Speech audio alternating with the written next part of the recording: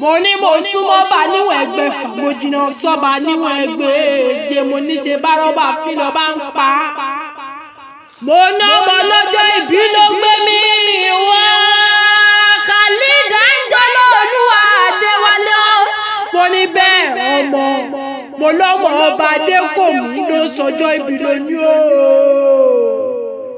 mo lọ́mọ Saheed Adékòmí ọmọ Fúnkẹ́ Adékòmí mo ní bẹ́ẹ̀ òun ló sọjọ́ ìbí lónìí o.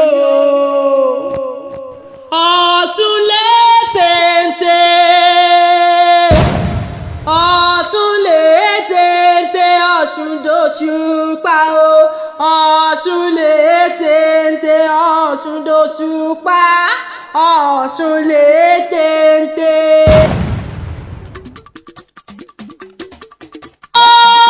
Ní ọlọ́dún ló gbé mi débi Anjola Olúwa Adéwálé mo lóhun ló ń sọjọ́ ìbí lónìí o. ọmọ Adékòmí mo ní bẹ́ẹ̀ ni mo ní bàbá rẹ̀ àti ìyá rẹ̀ ló gbé mi débi wọ́n ní wá kí ọ wọ́n ní wá kí ọ wọ́n ní wá wọ̀ rèlú bàbá tó bí ọmọ gangan.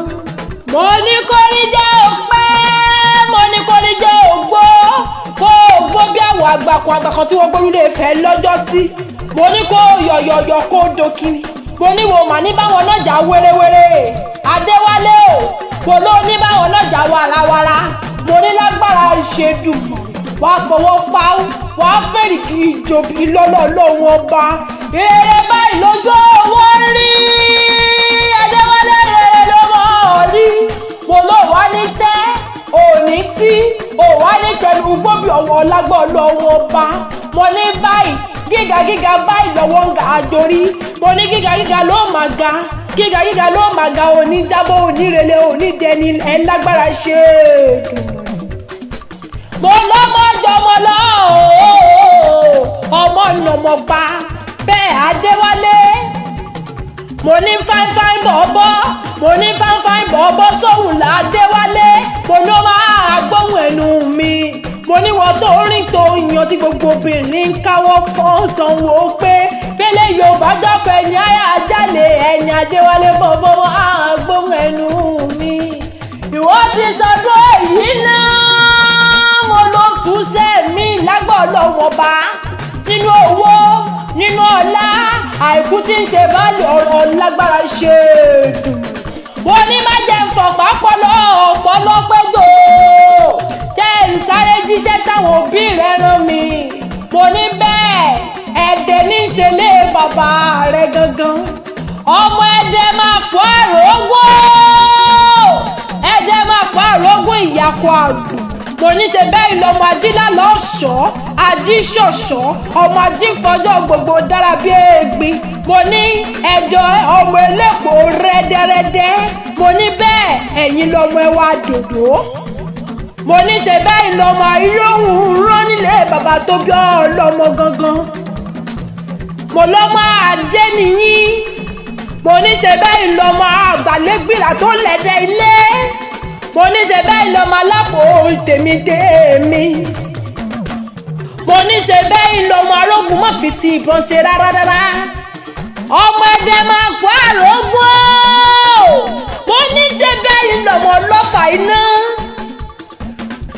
ẹ̀yin lọ́mọ omigi tútù tí kò ṣe fi dáná rárá ìtì ọ̀gẹ̀dẹ̀ tí kò wúlò láàrùn mo lọ́mọ tí mo ọ̀làlàbàrà lé bàbá tó bí ọlọ́mọ gangan mo ní gúnugún bẹ́ẹ̀ kò ná ní onídìrí mo ní létí dìdì kò ná ní aláriwo iwájú ọlọ́pàá kò ṣeé gbámú mo ní bẹ́ẹ̀ ni èèyàn ọlọ́pàá kò ṣeé dìmú mo ní bẹ́ẹ̀ ọlọ́pàá iná lálálá mo ní ṣe bẹ́ẹ̀ lọ́mọ Ìkòyí ẹ̀ṣọ́ mo ní bẹ́ẹ̀ igbó lolúkò yìí ń gbé mo ní ẹ̀ máa wò kò tún gbé ní mo ní bẹ́ẹ̀ kò tún gbénú yó olúgbọ́ yóò gbénú gbọ́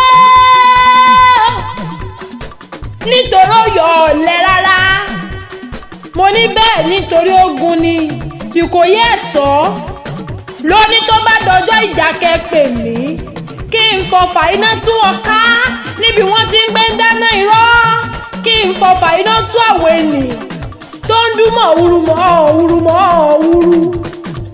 mo ní bẹ́ẹ̀ ogun kógun kò ní borí ìlú Ẹdẹ rárá mo ló ṣe o. mo lọ́sùn nílé o Ọ̀ṣun ní ìṣẹ̀lẹ̀ bàbá rẹ̀ gangan. mo ní bẹ́ẹ̀ jẹ́ ń sáré mú gbogbo ẹ̀kọ́ nìkan máa ń kóbó. mo lẹ́yìn lọ́wọ́ òdòkòdò kan tí mo pè é lọ́sùn. mo lẹ́yìn lọ́mọ adẹ́nigbọ̀n náà lódò ìdè gbogbo tí wọ́n jà lọ́gbọ́n ilé. a kì í bómi sọ̀tọ́ omi labu ẹ̀ omi labu. gbọ́ lórí kí abala àṣàlọ̀ òròkì gbòdìlé ó tún gbàlejò. òròkì ọmọ yẹ̀yẹ́ Ọ̀ṣun yẹ̀yẹ́ àtẹwọ́gbẹ̀jọ yún lábẹ́bẹ̀. ẹlẹ́lẹ́ ọ̀rọ̀ ó lédè ẹ̀gà àṣùṣù ní yàrá ewúrẹ́ ọ̀rọ̀kú tí ń jẹ́ ẹlẹ́sẹ̀ gbàgede. àgùntàn ọ̀rọ̀kú tí ń jẹ́ ẹlẹ́sẹ̀ gbàgede. àpò gàgàrà tó lórí ọ̀pẹ̀rẹ̀ lé tètè. níbẹ̀ wọ́n ti ń pa lára tọ̀ntàn gbójú obìnrin tí ọmọ rẹ̀ lọ fi o. Adéwálé mo ní wàá ṣe mí lágbára lọ́wọ́ bá. mo lábí birthday to you from TNK Voices we wish you happy birthday long life and prosperity. Oh.